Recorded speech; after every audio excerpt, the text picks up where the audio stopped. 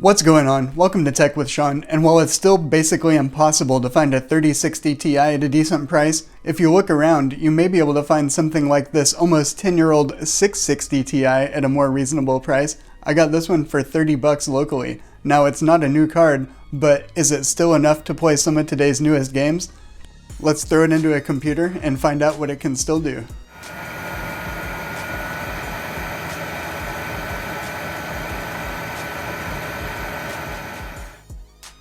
Okay, to begin with, we started off with a bit of a softball. This is Rocket League. This is a really light esports game, and this will even run on a lot of integrated graphics cards pretty well, so this dedicated 2 gig card did a pretty good job, and here we're running it at 1080p high settings, and as you can see, it did over 100 frames per second on average. Next up was Strange Brigade, and I actually expected the 660 Ti to do a little better than it did here. We had to drop it to low settings and 900p to get it to stay over 60 frames per second. Next up was Forza Horizon 4, and on the base Xbox One, this game ran at 30 frames per second. And here, when we're in a dense pack of cars, it's running in the 50s, but most of the time it's able to keep 60 frames per second. But that's at 720p low settings. So you can see that here on the graph, and I would say that it's playable, but not ideal. Next up is Skyrim Special Edition, and here we're running it at 1080p medium settings, and I think this is really smooth and playable. This was definitely a good experience. I did have problems if you turn the settings up higher than this though, it ran out of VRAM, and I'm not sure if you played Old Rim or the non-special edition original version of Skyrim, that may work better on older hardware, but I did not test that, so I can't say for sure. Next up, Grand Theft Auto 5, and we have this on some medium-ish settings, 1080p, 2x MSAA, and driving around, running from the cops and everything, it kept it right over 60 frames per second, nice and smooth. Here I was throwing around some grenades and causing some chaos. And when there was a bunch of fire and effects and stuff on screen, it was dropping a little below 60, but it's definitely a playable experience for GTA 5 if you ask me. And you could always turn the settings down a few notches and get it up above 60 at all times if you really wanted it to. Next up, we got Red Dead Redemption 2, and this is running at 720p on the low settings. And shout out to Random Gaming in HD. I was watching one of his videos where he did a 2 gig card, and because of the VRAM limit that Rockstar puts in their settings, this won't actually let you put the textures at anything other than low.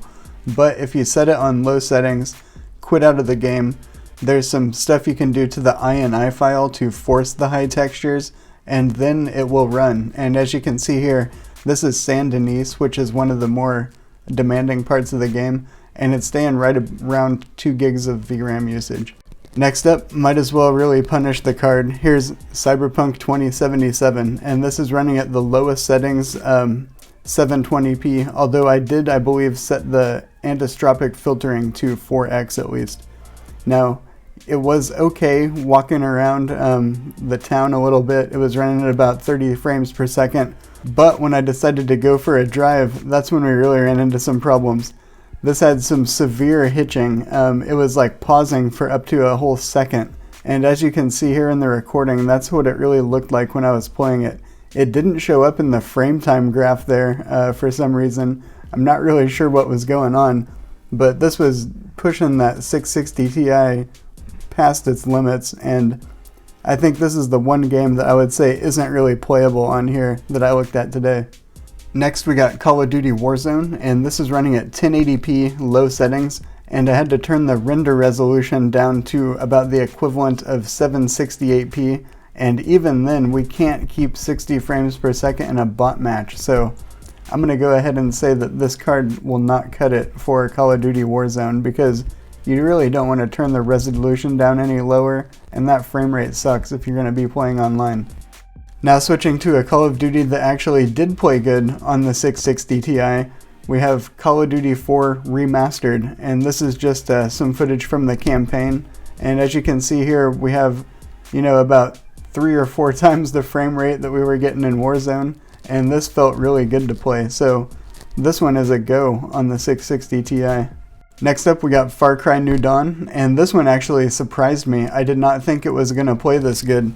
Now this is 720p low settings, but this was well in excess of 60 frames per second. It didn't have any big hitches, and even though it's sitting right around 2 gigs of VRAM usage, I played this for a while and it played really, really well. Obviously I wasn't able to play the whole game, so there may be some towns or, parts of the game where you will run into problems, but from what I saw, it did okay. And, I tried to do a bunch of stuff, see a bunch of different effects and situations, and this really surprised me how it ran on the 660 Ti.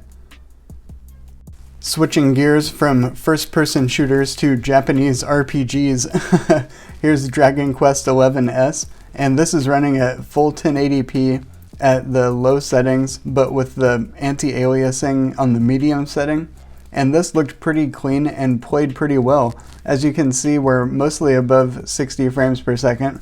This is a turn-based RPG, so that's not really necessary. The console versions were 30 frames per second, but I like the way that it plays and looks at 60, so I was happy that this card was able to run it at these settings. Next up we got Final Fantasy XII, and you can see here we got a bunch of different settings mixed. The anisotropic filtering is turned up, shadows on medium. You gotta make sure you have the ambient occlusion at least half resolution or off though, or it'll tank on this card.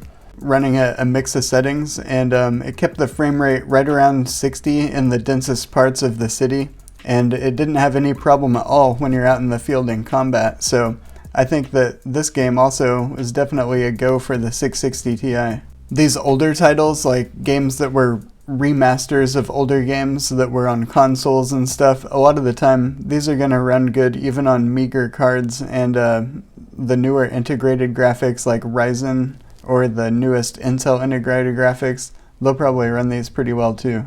While I was actually recording gameplay for this video, they released the Kingdom Hearts games on the Epic Game Store, so I went ahead and wanted to show how those worked on here. And this is the Kingdom Hearts 1.5 and 2.5 HD remaster, and you can see here it's getting about 200 frames per second. This game doesn't really have graphics settings that I could see. You just kind of set the resolution. I did run into some weirdness where I'm playing and then all of a sudden it drops to exactly 60 frames per second in the middle of gameplay, and then it would shoot back up. And what I think is going on is there's certain elements in the game, like these waterfalls, and they're animated at 60 frames per second or something. And anytime they're in the screen space, it drops the frame rate to match the animation. It's kind of weird. I've never really seen anything like it before. On the console, you never would have exceeded 60 frames per second, so that would have never been a problem, but I think that's what's going on. And finally we got Kingdom Hearts 3. Now this is the newest one that was on PlayStation 4, and this one we're able to run at 1080p on the medium settings, and at those settings we were able to keep the frame rate pretty high and the action was all pretty fluid from what I could see. It did drop during some cutscenes, like there were some cutscenes where I think they used different effects and depth of field and stuff, and some of those where there was a lot of action going on, it was dropping, but I don't really have a problem with the cutscenes dropping a little bit. As you can see here, when we were playing it, even with a whole bunch of enemies on screen, it stayed nice and fluid. These are really fun games. I hope they come out on Steam eventually. It sucks that they're stuck on the Epic Store for now, but if you're a fan, it's cool that it's an option that they're on the PC at least now. All in all though, if you just want something for some lighter gaming, some esports games to play some of your Steam backlog, and you want to do it on the cheap, or maybe you're trying to get a new RTX card but you just want something in the meantime because maybe your computer doesn't have integrated graphics or something, you could throw a 660 Ti in there, especially if you can find it for around this price. I think it's about like a GT 1030, I would say, in performance. I'm not doing that based on any charts. I've just used a 1030 before, and it'll play Red Dead on low settings at like 30-ish frames per second, 720p, and it'll play your esports games at higher refresh rates. So I think it's maybe similar to that, and people are paying like $130 for those now, so compared to that, this is actually a pretty good deal. You may not be able to find them that cheap though. You know, I've seen other people asking like $100 for these, and don't pay anywhere near that for this card. I wouldn't pay any more than 30 or 40 bucks for it. If you have one and you want to dink around with it though, it'll still run a lot of games, or if you do have a chance to pick one up, might as well go for it. But I hope this was interesting. You know, 660 Ti, it was a popular card, 2 gigabytes, still hanging in a lot of today's games. If you like this video, give it a like, subscribe if you haven't yet, and I'll see you in the next video.